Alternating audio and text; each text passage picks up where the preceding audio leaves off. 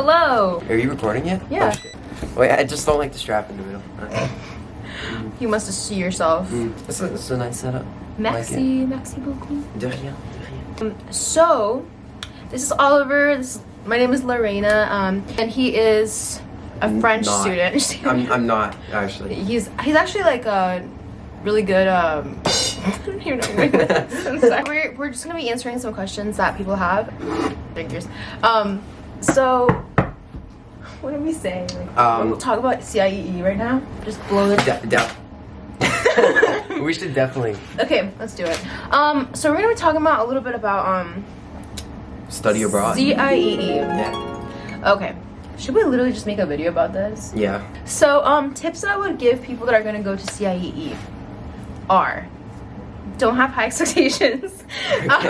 Do your research. Yeah. Like make sure you know what you want. Signing up for. Yeah. Yeah. It can be really good and rewarding, but you just have to be prepared for it. Mm-hmm. You have to know what you want.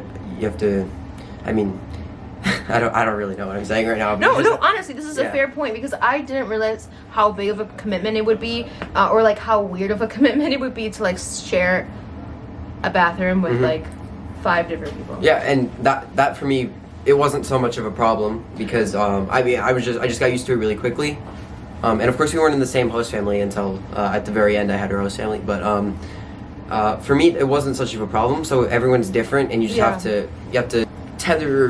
Is that the right word? Just like tether your expectations, or don't put them too high. Like you can have a really great experience, but it's not an easy thing to do. It's really it's a challenge. It's something that will be rewarding in the end, but it's not always smooth sailing. It's not a vacation. Right. I think a lot of people have that conception about study abroad, and has its difficult parts. This video is sponsored by La Croix. Do not give them that. Oh my god. So yeah, I think that with everything in life, like there's good and bad things that come out of it. And so with study abroad, you're gonna have good and bad things come out of it. Hopefully you'll be able to speak the language that you're trying to speak better. Hopefully you're gonna be able to make some really good relationships.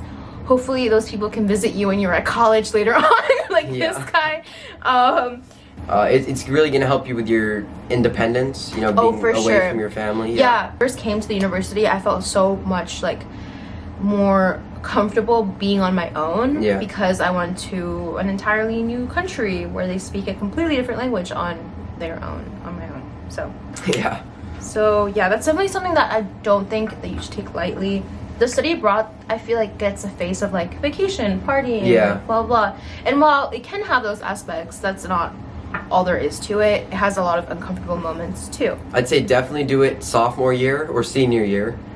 Don't do junior year because that's a really important year and you don't want to miss all of that stuff. So yes. Yeah. Wow, I cannot. Literally, that's what it is. I did a sophomore. That must suck. Yeah. Yeah, no, I feel like it's definitely something that you want to do not during those years. I feel like even when you're a senior, that's a good year to do it. Yeah, because after you've already finished all your college apps by that point. Well, kind of. If you do the trimester program after college apps are in, like Hannah and me. Yeah, personally, I'd say like you want to do the whole year because it's hard to like switch mid-year. You're joining a new class halfway through the year. That's always hard. And you get the most money. It's like more economically. Yeah, of course. Especially for CIE. If you do Rotary, of course, it's like pretty much free. So if you do CIE, it's the best to do the full year because it's a lot more bang for your buck in that sense. But yeah, I mean, it's a lot easier to sort of adjust throughout the year rather than jumping in and then jumping out maybe a trimester or a semester. You should just have your own YouTube channel. You're just going. Maybe you should. Oh shit. I mean, are you my competition now? What if you come to Michigan and then? Okay. Anything else? Oh, keep in contact with the people that you meet abroad because maybe one day you'll go back and visit them. You know? Yeah. I mean, I wouldn't be here right now. Right. No. Yeah. Standing in Lorena's dorm room if it weren't for Lorena. So. Yeah. I mean, even if you go back to the country of choice, you can do that. Or just having people that you know in different parts of the world is really cool. And like if you're ever in town, then you can just be like, hey, can I, whatever. Yeah, literally me. Like I'm seeing another friend from the same trip. In a few days, so it can happen. We wish you luck in your Hey, look, international. We wish you luck in your international ventures. We have to FaceTime Isabel now. So. Oh, okay.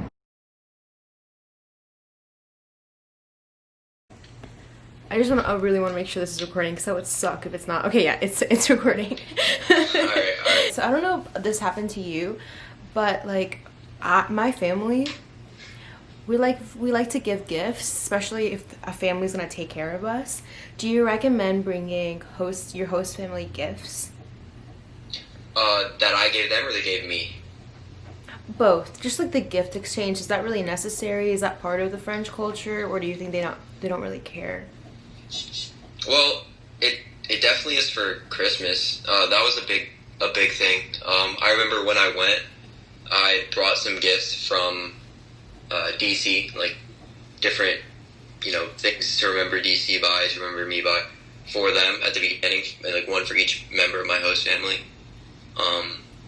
So yeah, it was important to me to like give them a gift at least at the beginning, just to like show my gratitude. But CIEE also pushes for it, so I guess that was kind of a part of me deciding to get them a gift. They did get me a gift at Christmas. It was actually a really nice hoodie that I still have, so I'm really thankful for that. They also took me on trips and stuff, so that was a good enough gift. This is my first host family we're talking about. So yeah, it's definitely still a part of the culture, like probably as much as I know it to be here. I don't know if you can speak on that more than I can, but I think my family went overboard. My mom did it. Really? Yeah. What did you bring them? She brought them like this whole like this big gift pack that had like Really? chocolates and like just so much stuff, and it was so, I mean, like, I don't regret that, but like I was literally there with them for like not even that long, and I spent a lot of time outside, which is just the way that like my situation worked out. But I think that bringing a small gift of like Arizona, like that's what we did as well. We brought them like I don't even like an Arizona like not a postcard, like a magnet or like a coffee cup. One of those things. But I guess, like, this is kind of strange, the way that it worked out for me. But, like, I don't know if this happened to you, too, when you were there, because we had the same host family. They literally showed me, like, all the mementos that they had from different host students before me.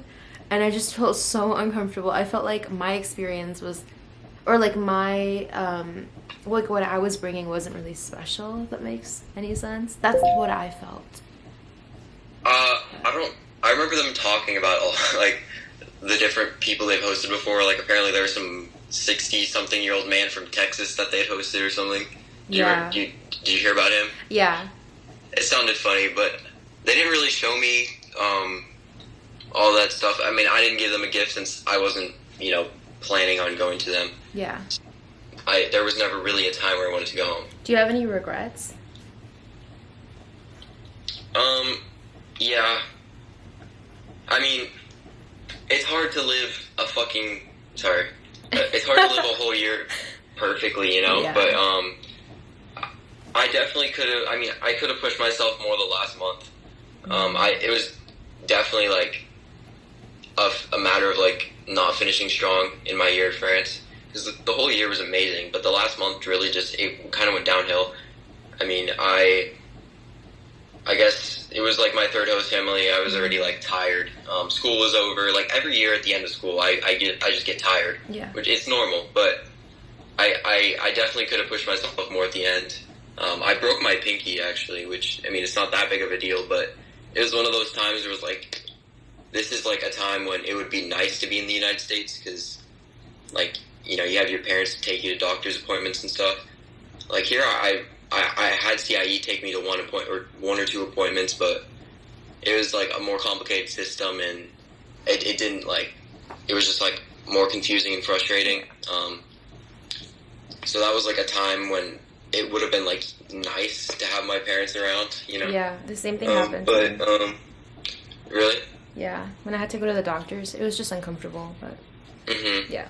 Well, the thing about France was like, from my experience, I've broken a lot of bones. From my experience in the U.S., I've never gone like straight to the hospital. I've gone to like an orthopedist, and they do the X-ray, and then they have the doctor come in and give you the consultation and everything. He tell you what you need to do, and it's all in the same place, one appointment.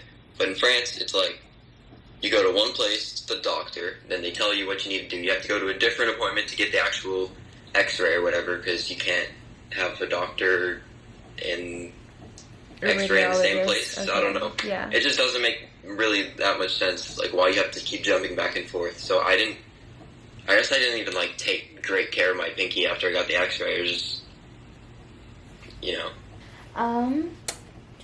Didn't you guys try to like travel on your own? Like at one point, I think Peter was telling me that you guys all tried to meet up at a train station, and then like all the host families found out. And then, oh my goodness. So like we had an epic fail. Like you guys, epic fail. You guys actually tried to travel on your own, right? That was the thing. Yeah, I mean, we really could have too. I mean, we bought train tickets and everything. And like it was only going to be a day trip. We weren't buying a hotel or renting a hotel or anything. But it was just an epic fail because like could you have actually traveled abroad if you wanted to? I think I asked my host family if I could, and I think they said yes. But I know the other kids didn't actually ask their host families, and they got in big trouble for that. Completely not caring, like where are you texts and stuff like that. Yeah.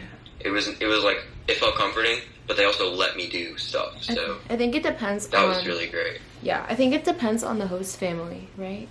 Like and your relationship with them. Yeah. I don't know. I never like tried to be rebellious at all, and so I don't really know how they would have reacted if I had come home like later than I said I would have. But I guess it just really depends. Yeah, I mean, I feel like that was basically it. If you could go anywhere, like if you could travel on your own, like would you go back? I'm sorry, okay, let me rephrase. If you could do the CIEE trip, would you go to Toulouse again or would you go to Paris? Toulouse. Paris sucks. Okay. All right. Okay. That's gonna be. I'm gonna end the video now because that's enough. Okay. Thank you so much, Oliver. Of course. Thank you. Wait. Hold on. Let me stay on the call. Don't end the call. Okay. I just wanted to carry on and then us talk. We're about to FaceTime as well, so.